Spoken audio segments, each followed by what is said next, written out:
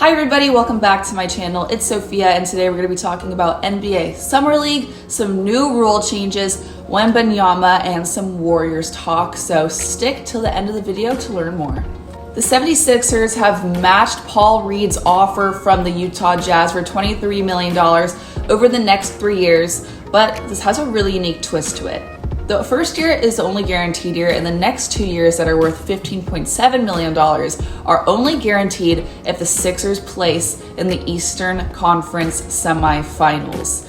It's much more likely that the Sixers will do well in this rather than the Utah Jazz, so we'll just have to wait and see if that contract gets extended in the future.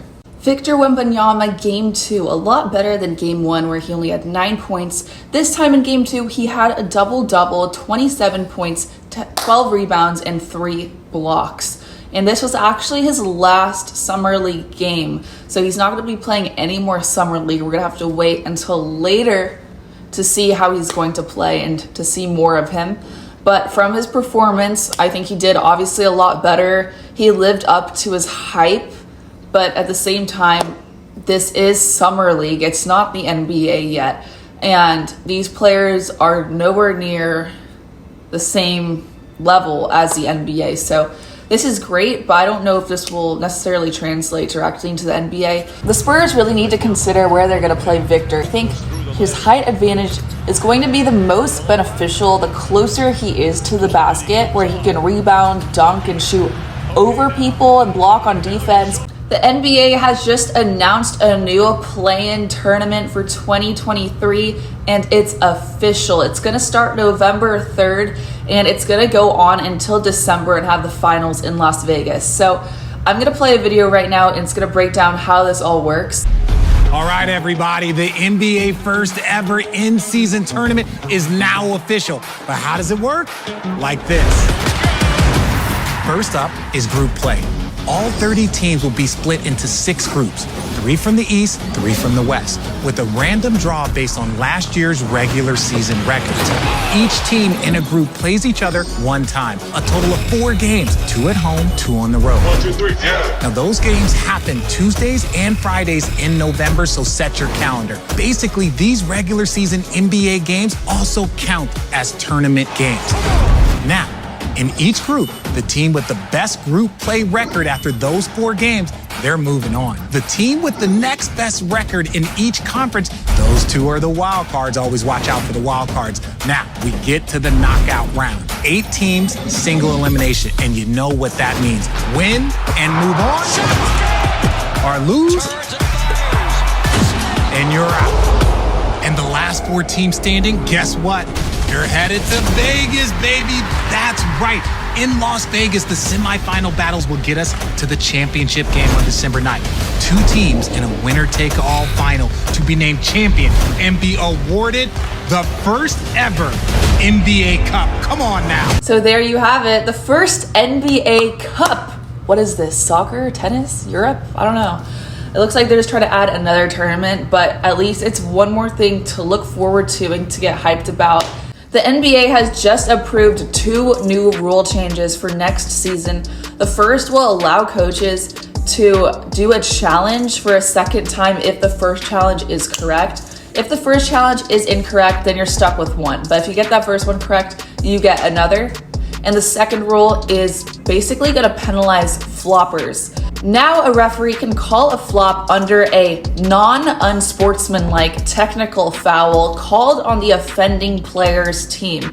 The opposing team will get 1 free throw.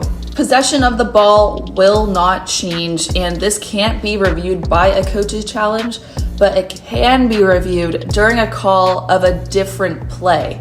You know, I really wish we had this rule last season when the Warriors were playing against the Lakers, because honestly, I saw so many floppers on the Lakers side. I don't want to name names, but if they had that rule back then, that would have been great. But it sucks that they have that rule now because Chris Paul's on our team. So, you know, it's crazy how everything works out, especially this Warriors roster. My favorite thing to get updated on, honestly, because it's just kind of coming together and it's still kind of confusing me. In my opinion, I think we need a really traditional post player. Because honestly, when I watch their games, last season and they would play against bigger teams, it looked like a high school team was playing against an NBA team. That's just what it looks like. Even if you're on the floor and you're walking past these teams, there's a huge difference. And I don't see why we're not going to add size.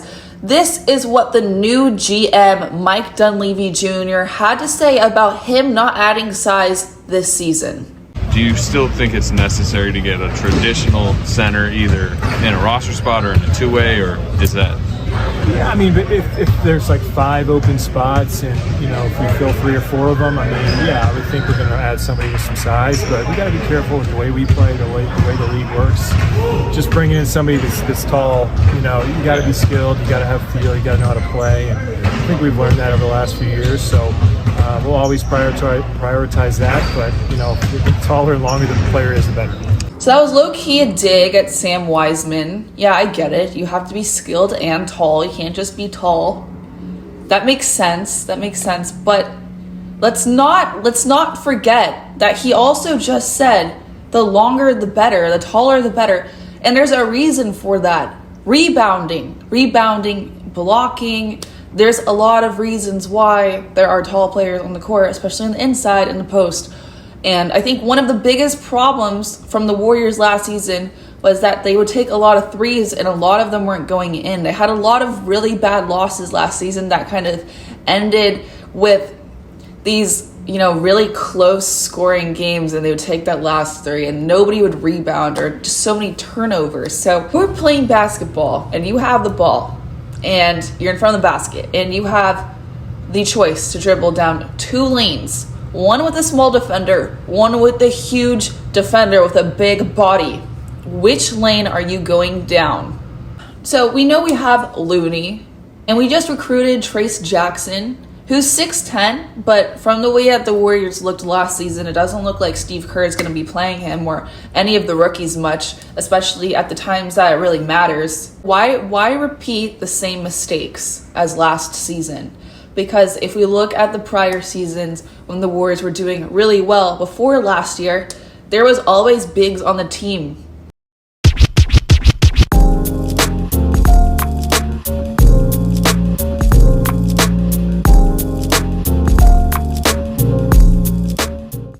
And listen, I respect the power of the small man and how the Warriors have really impacted that and changed the game of basketball. But we've been doing what we've been doing, and last season, so many things didn't work. So I think this season is where we really have to, accept the fact that some things are going to have to change. Those are all the updates for you guys today. I really hope you guys enjoyed watching this video, and I really appreciate all of you guys for subscribing, letting me know your opinions in the comments below. Give this video a like and leave your thoughts down below or any suggestions that you may have, and I'll see you guys in the next video.